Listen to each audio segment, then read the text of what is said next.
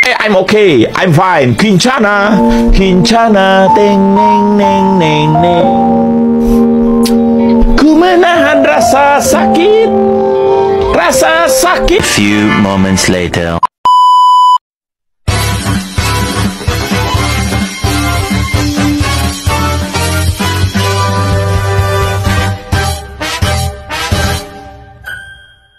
Klasifikasi materi. Materi adalah objek atau bahan yang menempati ruang dan memiliki massa. Materi juga sering disebut sebagai suatu zat yang ada di sekitar alam. Sifat fisik atau materi dapat dianalisis melalui indera manusia, contohnya melalui indera penglihatan. 1. Berdasarkan wujud materi. Wujud suatu materi didasarkan pada karakteristik partikel penyusunannya. Wujud fisik dari materi secara mudah dapat didefinisikan dengan indera penglihatan yang meliputi padat, cair, dan gas. A. Materi berwujud padat. Materi dengan wujud padat memiliki bentuk yang tetap. Struktur molekul sebagian besar materi berwujud padat berupa kristal yang tersusun teratur. Volume materi berwujud padat juga tetap karena gerak partikel zat padat hanya berupa getaran di seputar kedudukannya saja. Contohnya batu, emas, dan besi. B. Materi berwujud cair. Materi berwujud cair mempunyai karakteristik berubah-ubah mengikuti wadahnya. Volume materi berwujud cair adalah tetap, karena sifatnya mudah berpindah tetapi tidak dapat meninggalkan gugus molekulnya. Contohnya minyak, air, dan bensin. C. Materi berwujud gas. Materi berwujud gas mempunyai bentuk dan volume yang berubah-ubah. Partikel materi berwujud gas dapat bergerak secara bebas meninggalkan kelompoknya. Contohnya asap, uap, air, dan oksigen. 2. Berdasarkan komposisi materi. Zat tunggal. Zat tunggal adalah zat yang tersusun dari suatu materi yang tidak dapat diuraikan lagi menjadi zat yang lebih kecil dan sederhana. 1. Unsur adalah suatu zat tunggal yang tidak dapat dipisahkan lagi melalui reaksi kimia biasa.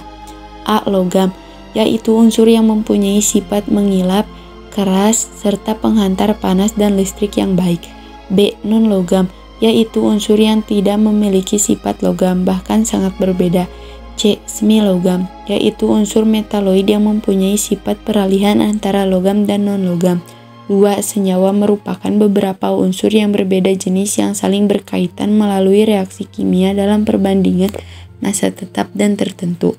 Senyawa mempunyai beberapa unsur yang saling bergabung secara kimiawi sehingga lambang dari senyawa terdiri atas beberapa lambang unsur. Campuran.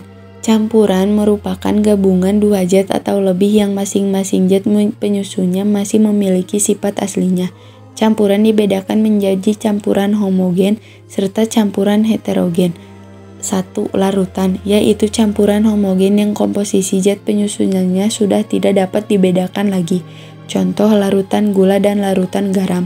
2. Koloid, yaitu campuran heterogen yang terbentuk akibat terdispersinya suatu zat ke dalam zat lainnya. 3. Suspensi, yaitu campuran yang masih dapat diidentifikasikan antara zat penyusunnya karena tidak tercampur secara sempurna. 3.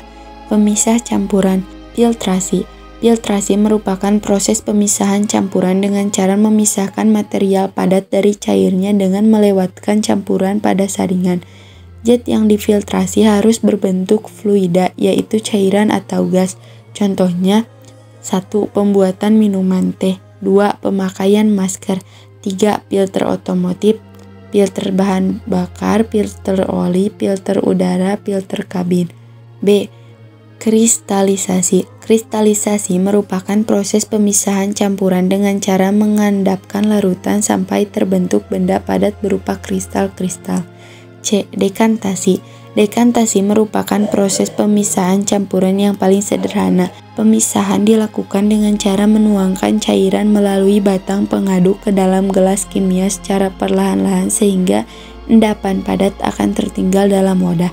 Contoh proses ini dilakukan pada 1. Penjernihan air. 2. Pemisahan gliserol. 3. Pembentuknya stalaktit dan stalagmit.